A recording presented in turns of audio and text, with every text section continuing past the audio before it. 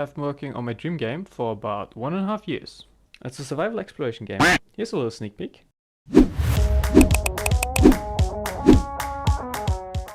This is what I generally envision. I want to take the arguably best aspects of my favorite game, improve and combine them. For example, the mobile base building in your submarine from Subnautica, boss fighting and equipment from Terraria, races from Valheim, and exploration from Minecraft. So let's get started.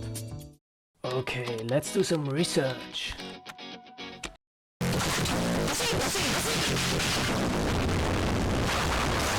Oops, got a little bit lost there. Then I found Sebastian Leak's channel and he has some really cool videos and a series on procedural generation, which is just what we need if we want to create cool terrain. After watching it 3 times, I think I got it. So this is what we gotta do. Okay, first off, we start by generating pearl noise, which is random noise, but it has some really cool gradients from black to white. But this looks shit, so we gotta change something. We now are gonna generate a second texture, and we're gonna increase its detail and decrease its strength. Now we're gonna add both together, and... Fireball! Wow, we have a really cool image now. But how the fuck is it gonna give us a cool terrain? Good question, son.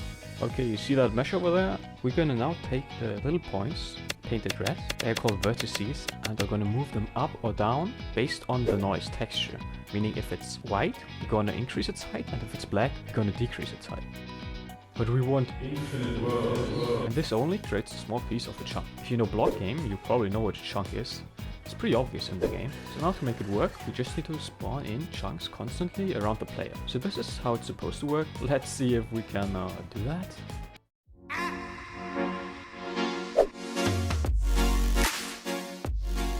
You know, I think there's something wrong. Not sure though. Oh yeah, disco, cool, cool lights. Yeah, 10 out of 10. Looks good. Almost there. Just a little less. Okay, we finally got it working, but why is it so laggy? Wait, who's that? Listen, you midgets. I'm going to give you a little lesson on computers. Doing this is very hard for our little CPU.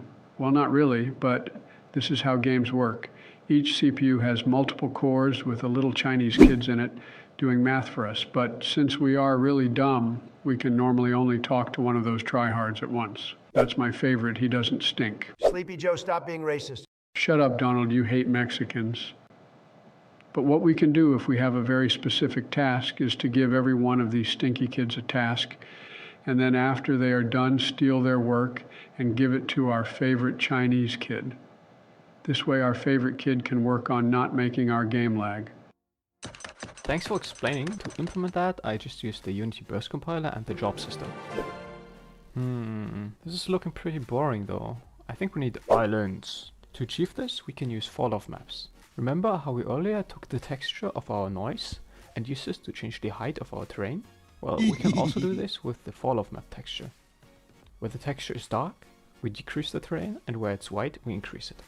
We now take 12 chunks in a square and apply the fall-off map to it. Also added support for some custom fall-off maps. Let's ask ChatGPT to give us some fall-off maps. Okay, let's see what we got here. I promise you wouldn't even know. Anyway, yeah, I added some more of these. We can also assign a biome to each of these islands now, so we can have some variety later. It's not looking like actual terrain though. I think we need some colors. So I assigned some colors based on the height and the steepness of the terrain. Okay, the landscape is kind of looking blank. I think we need some trees. Maybe some rocks. We can use the same pearl noise as earlier and spawn in objects with that. Do some slope approximation, sprinkle in some randomness, and we're done. For now I only added a normal island biome and an ocean biome, but you can write some cool biome ideas into the comments. Items are pretty important in video games, so we need an inventory system next. I have no idea how to do that though, so let's ask our best friend Google. Give me that. Yoink.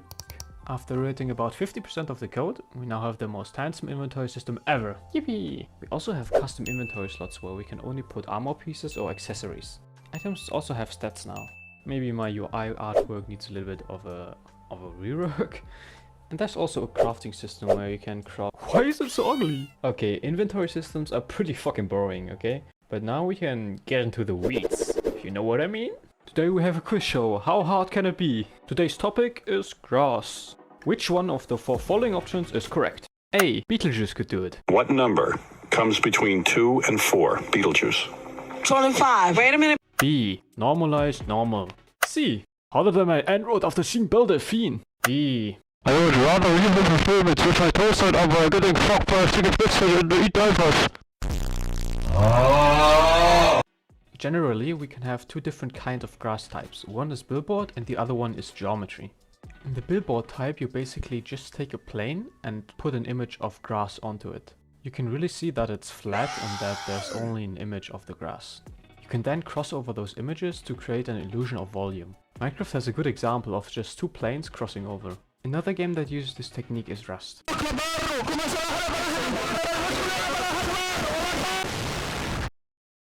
This method is really good for performance, but it doesn't really look that good. The other method is geometry. Here you create geometry for every single grass blade. The grass blade has an actual model and you can have much nicer wind animations with the grass. But for that we're trading in some computing power. A good example of a game that incorporates both techniques is Zelda Breath of the Wild. For close range they use geometry grass, which looks really good, and then for longer range and wider coverage they use the billboard approach. We want the juice though, so geometry it is. Fortunately I'm a dumb piece of shit who has no idea how to do that, so let's get some inspiration. Do you remember the mesh from earlier, which we used for our terrain? Well, we can just place a grass blade on every of those points. And perfect.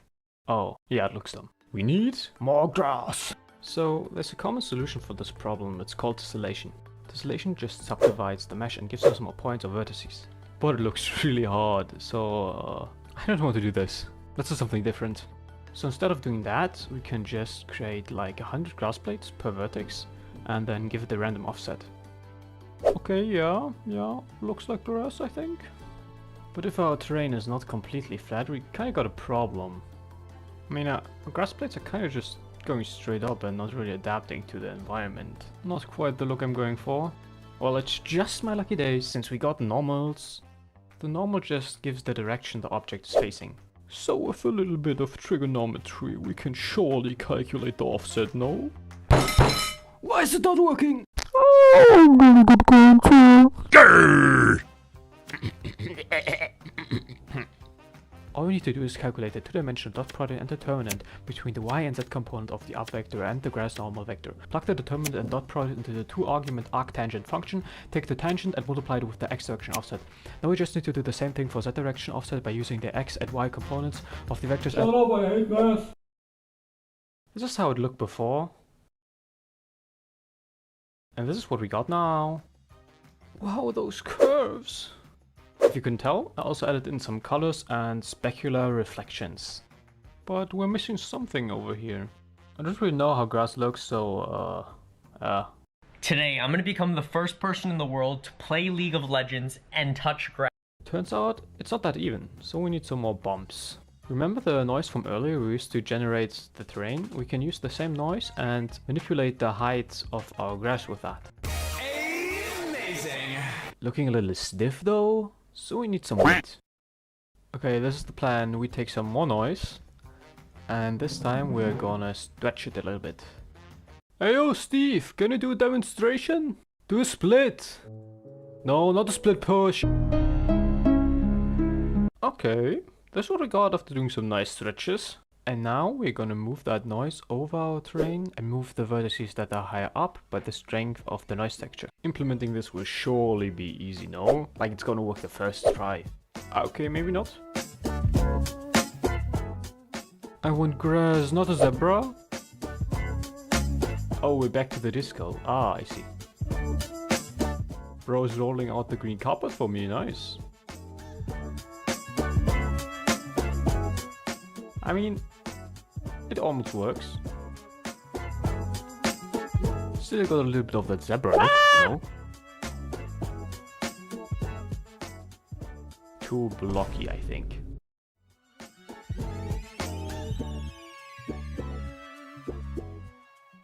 A little strong, but it seems to work. After tweaking some parameters for this biome, this is what I ended up with. It's so clean! Wow!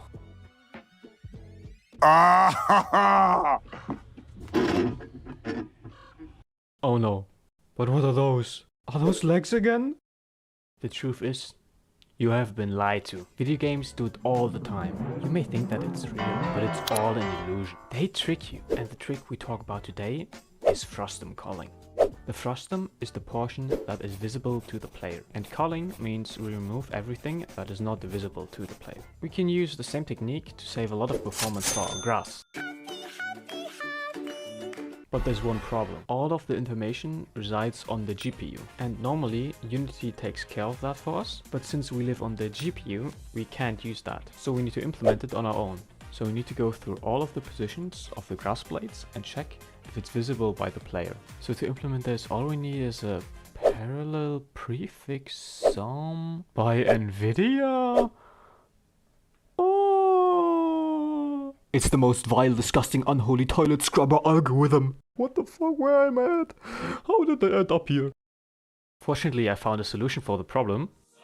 Use my favorite hotkey. Credits to Azola, he has some really good videos on graphics. This is the culling in action. Beautiful.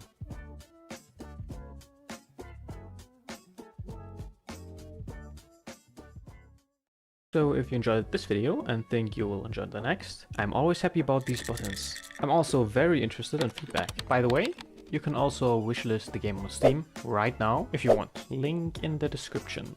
Bye bye.